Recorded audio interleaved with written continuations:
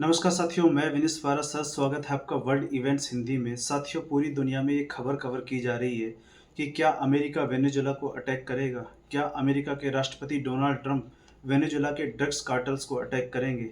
क्योंकि इस समय अमेरिका के राष्ट्रपति कैरेबियन सागर में अपनी नेवी डिप्लॉय करके बैठ गए हैं।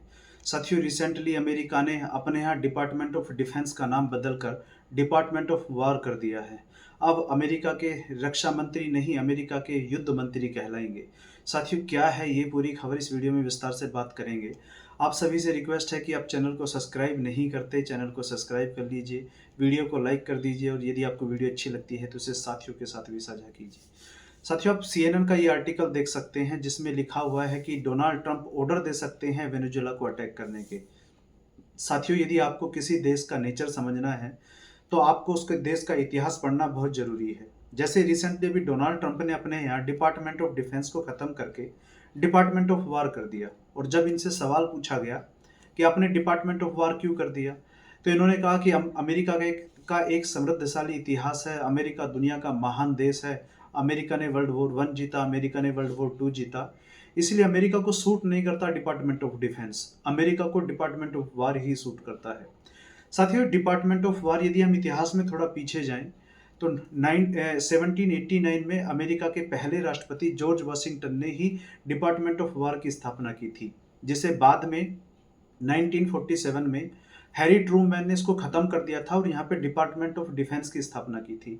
साथियों, 1964 में ब्रिटेन ने भी अपने देश में डिपार्टमेंट ऑफ वार खत्म कर दिया था। 1947 में फ्रांस ने भी अपने देश में डिपार्टमेंट ऑफ वार खत्म कर दिया था और 1955 में जर्मनी ने भी अपने यहाँ पर डिपार्टमेंट ऑफ वार खत्म कर दिया था। इससे ये बात साबित हो जाती है कि जो अमेरिका करता है, अमेरिका को फॉलो करने वाले देश दुनिया में बहुत सारे हैं। साथियों, अब रिसेंटली अमेरिका के राष्ट्रपति ने जो वेनेजुएला को घेरने के लिए, वेनेजुएला को अटैक करने के लिए जो अपनी नेवी डिप्लॉय की है, पहले आप एक बार वेनेजुएला की लोकेशन देखिए। वेनेजुएला की लोकेशन वर्ल्ड मैप में क्या है? ये है यहाँ हमारी पृथ्वी और ये है हमारा देश इंडिया। यदि आप पृथ्वी को थोड़ा घुमाते हो तो यहाँ पे ये आ जाता है अफ्रीका, अफ्रीका कॉन्टिनेंट, और घुमाने पे ये आ जाता है साउथ अमेरिका। और साउथ अमेरिका का ही ये है यहाँ पे वेनेजुएला। आप यहाँ देख रहे होंगे ये वेनेजुएला है और वेनेजुएला के ऊपर ये है कैरेबियन सी। और इसी कैरेबियन सी में आज के समय अमेरिका ने अपनी नेवी डिप्लॉय की हुई है। और वेनेजुएला के ठीक ऊपर आप ये जो देख रहे हैं ये है यूनाइटेड स्टेट ऑफ अमेरिका। यानी कि वेनेजुएला के बिल्कुल ठीक ऊपर अमेरिका बैठा हुआ है और अमेरिका जब चाहे वेनेजुएला को इन्वेड कर सकता है।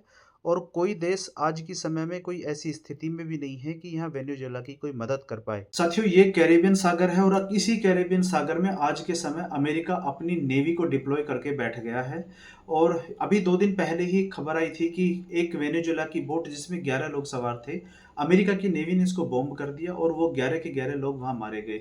अब अमेरिका में भी इस बात को लेकर सवाल उठ रहे हैं, अपोजिशन सवाल उठाया कि यदि वो ड्रग्स कार्टल्स थे, यानी कि वो यदि ड्रग्स सप्लाई करने वाले लोग थे, तो आप उनको अमेरिका की नेवी इनको अरेस्ट कर सकती थी और उन्हें अमेरिका के कोर्ट के द्वारा भी सजा दिलाई जा सकती थी।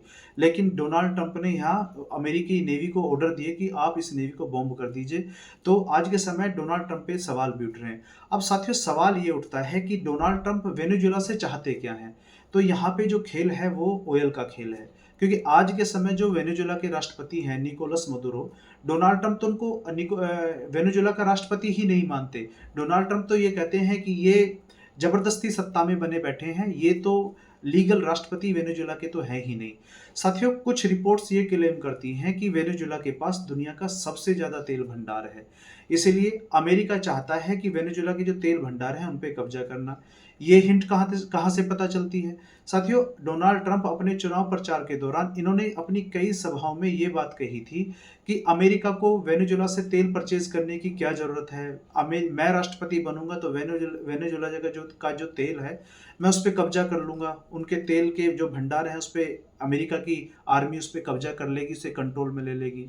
साथियों, आज के समय खेल यही है, क्योंकि अमेरिका में जो रिफाइनरी सेटअप है वो वेनेजुएला के हार्ड तेल को ही संशोधित करने के लिए, यानी कि उसको रिफाइन करने के लिए बना हुआ है। तो इसीलिए डोनाल्ड ट्रंप फ्रस्ट्रेट हैं इस चीज़ को लेकर कि कैसे भी करके वेनेजुला उनके कंट्रोल में आ जाए, या तो कोई उनका पपेट वहाँ पे बैठ जाए वेनेजुला के अंदर, या फिर वेनेजुला के जो तेल भंडार हैं उस पे अमेरिका की आर्मी कब्जा कर ले। साथियों, अभी ब्राज़ील के एक एमपी ने कहा है कि हमें जो ब्रिक्स नेशन है उन्हें वेनेजुला की रक्षा करने के लिए आगे आना चाहिए। तो अब ये होगा कि नहीं होगा, क्योंकि अभी रिसेंटली जैसे आपने देखा होगा कि जब अमेरिका ने ईरान को बॉम्ब किया तो वहाँ पे ईरान की मदद के लिए कोई देश नहीं आया। अभी खबर ये भी आई है कि कुछ खबर ये भी क्लेम करती हैं कि वेनेजुला के अंदर भी रशियन सैनिक बैठे हुए हैं। लेकिन वेनेजुला की जो लोकेशन है और वेनेजुला जो अमेरिका के इतना ज़्यादा करीब है, इसमें रसिया ही क्या कर सकता है? यदि हाँ, यदि चाइना यहाँ पे कूद जाए तो बात स्थिति कुछ अलग हो सकती है, यदि चाइना का सपोर्ट वेनेजुला को मिल जाए। तो ये तो साथियों आने वाले समय में देखना होगा कि वेनेजुला इस स्थिति से कैसे निपटता है। लेकिन इतना तय है कि यदि आज के समय डोनाल्ड ट्रंप ये तय कर लें कि इन्हें वेनेजुला पर कब्जा करना है, तो शायद इन्हें दुनिया में कोई रोक नहीं पाएगा। तो मिलते हैं अगली वीडियो में, आगे जो भी स्थिति होगी उस पे हम अपडेटेड वीडियो बनाकर लेके आएँगे। तो इस वीडियो में फिलहाल इतना ही। यदि आप लास्ट तक वीडियो देखते आ गए हैं तो वीडियो को चैनल को सब्सक्राइब कर दीजिए, वीडियो को लाइक कर दीजिए। मिलते हैं अगले सेशन में। बहुत बहुत धन्यवाद।